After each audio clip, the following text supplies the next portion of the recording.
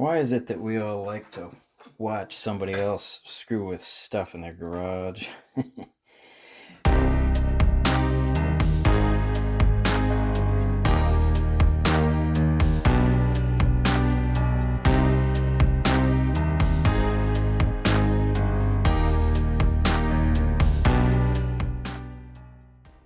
Alright, finally got my fans in. The nice guy on Fleabay didn't send me a 1 amp power supply. He screwed up and sent me a 5 amp. So I paid the $10 1 amp price and got a 5. So I guess I could run the whole cooler on it. What we say last time, the thing only draws an amp. These little fans, they don't draw jack. And I decided to go with 6 little 80 millimeters. But looking at it, if I was going to do this again, you can actually have space in there to put 9. So hey, why not? I do own a soldering iron, but these are handy because, you know, a lot of heat fast. My only complaint with this thing, and Weller, if you're paying attention, I know you don't care, but see this cord?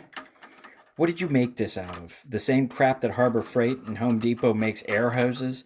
This cord is stiffer than a wedding day. Never mind. It will drag the entire soldering iron or gun off of the counter and onto the floor fast as you can imagine. And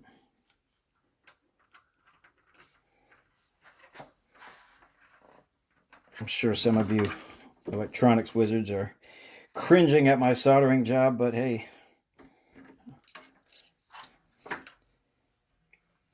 lost my sponge.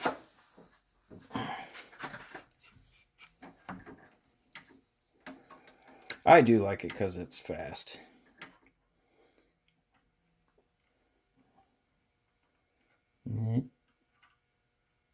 Oh yeah, it is hot.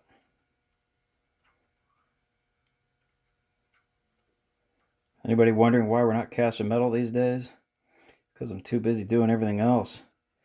Don't get me wrong, I do. I miss casting bronze. Just haven't had any time. This soldering iron, yeah, this is definitely plenty hot. Keep it shiny, right? That'll work.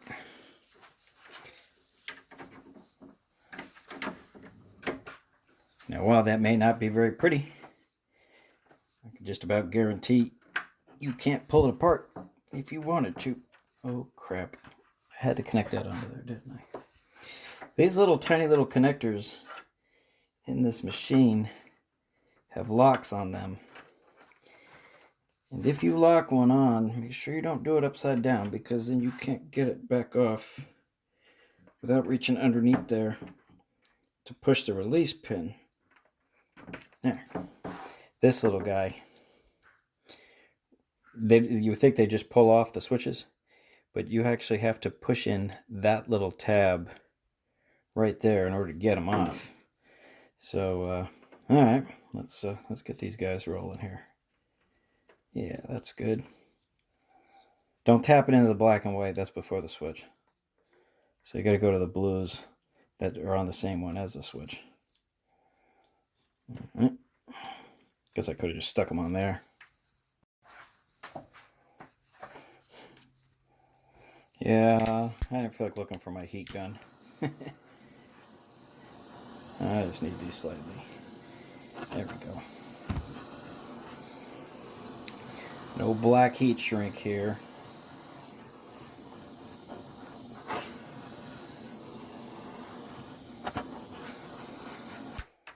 Enough. These should not matter which way they go.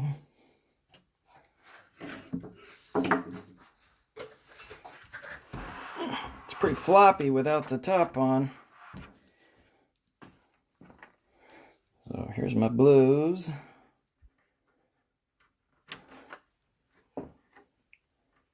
All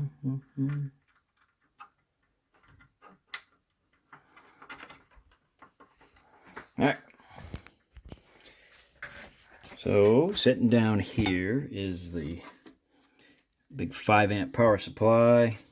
Ground wire, tapped it into a, this out of the way, tapped into a, there we go, there's the ground down there. That's tapped into the frame.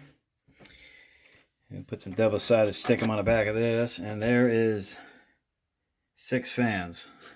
A little bit of wire cleanup work left to do.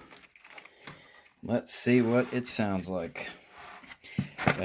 Last time we looked inside of this guy, decided to stick a little extra hose so we don't have any more of that peeing at 4 a.m. nonsense. That'll stop that.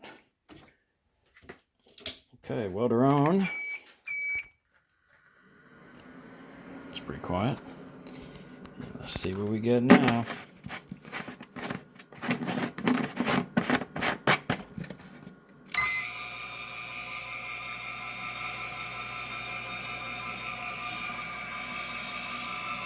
Six fans running. Yeah, you could actually move these over towards one side and run another 3.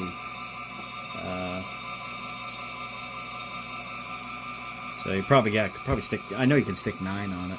Yeah, without doubt. So you good. We got some air flowing through the back. It's not going to blow your hair away. I did what everybody else did. Made these little tabs. And then to attach it to the radiator. If you're ever going to attach anything directly to metal like this, especially a radiator, use plastic. Anything that's metal that's just ever so slightly rubbing up against it, no matter how small, eventually will wear a hole through it. So those are fine. We got 2 up on the top and 2 on the bottom. And but I do hear the pump. The pump is pretty noisy. And here's the other end of the shaft. I took the little plastic guy off. And, see what it's like with the cover on. The anniversary cover.